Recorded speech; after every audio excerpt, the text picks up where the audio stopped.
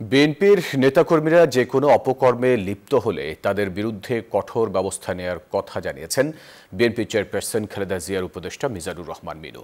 সকালে রাজশাহীতে নিজ বাসভবনে সংবাদ সম্মেলনে তিনি কথা জানান। বলেন, ৫ আগস্টের পর থেকে বিএনপি নেতাকর্মীদের নামে যারা দখলদারিত্ব করছে তাদের চিহ্নিত করারও কাজ চলছে। তারেক রহমানের দেশে ফেরা নিয়ে মিনু বলেন, আইনি প্রক্রিয়া চলছে।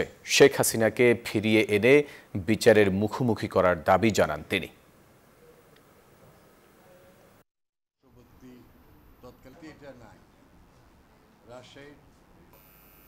সেই সময় আমরা সিটিতে এটা নাই এবং পার্শ্ববর্তী তৎকালীন রাজশাহী মেডিকেল কলেজ হাসপাতাল সহ এবং পার্শ্ববর্তী ২০০ বছর আগে যে বেঙ্গল থিংস টুডে স্কুল এবং পার্শ্ববর্তী তৎকালীন এটা নাই রাজশাহীর সেই সময় আমরা সিটিতে এটা নাই এবং পার্শ্ববর্তী তৎকালীন রাজশাহী মেডিকেল কলেজ হাসপাতাল সহ